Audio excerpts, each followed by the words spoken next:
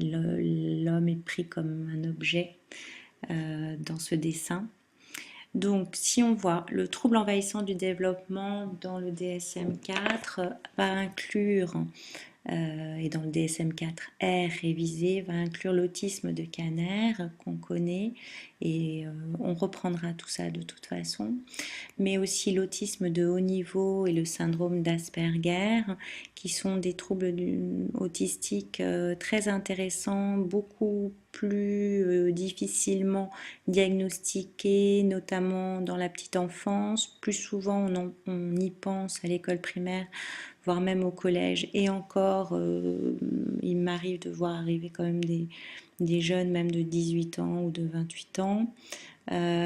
Par contre, autant dans le syndrome d'Asperger, rarement on voit des atypicités développementales où elles sont vraiment, elles sont présentes au fond, mais elles sont très légères. Autant dans le trouble, l'autisme de haut niveau, on va avoir ces atypicités comme un retard de langage apparaître ou des difficultés à regarder l'autre. Et toujours ces atypicités, et c'est là où c'est important de savoir, elles n'informent pas sur le développement intellectuel ultérieur. Le mutisme n'est pas caractéristique d'une déficience intellectuelle, contrairement aux idées qui circulent encore chez certains thérapeutes. Les troubles envahissants non spécifiés, qui sont la forme du syndrome autistique incomplète, mais qui n'est pourtant pas une forme moins sévère.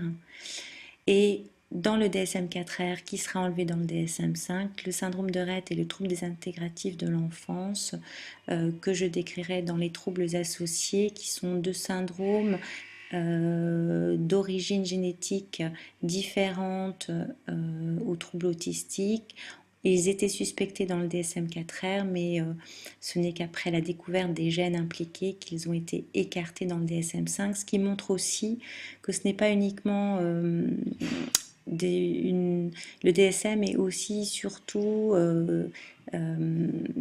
pour décrire et non pas pour donner une psychopathologie, une origine, une éthiopathogénie au trouble, ce qui est différent de la CFT-MEA, qui est la classification française dont je parlerai la prochaine fois. Donc pour ce premier cours sur les classifications, il ne reste plus qu'à, c'est-à-dire donc vous devez lire bien sûr les classifications DSM-4R, CIM-10 pour vous faire une idée. Donc je vais vous mettre des papiers, des pages venant de l'HAS, mais il y a aussi surtout à visionner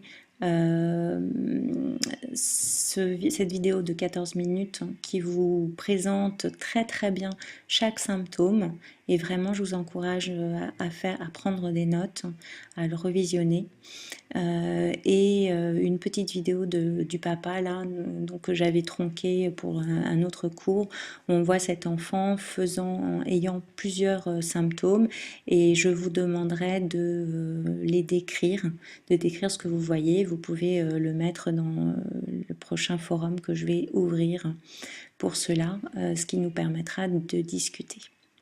Donc il ne reste plus qu'à, moi je poursuivrai sur la classification 2012 avec le DSM, qui va être un grand tournant préparé quand même depuis une dizaine d'années.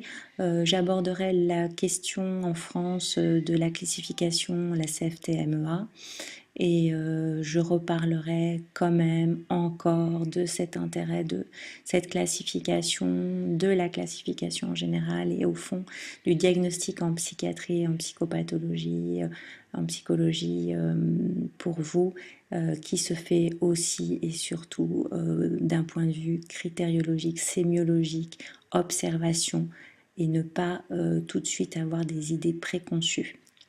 Je continuerai, et ça je voulais quand même vous le dire, en vous parlant du syndrome d'Asperger, du trouble du spectre de haut niveau, et nous verrons aussi que les symptômes diffèrent en fonction de l'âge développemental. Voilà, merci.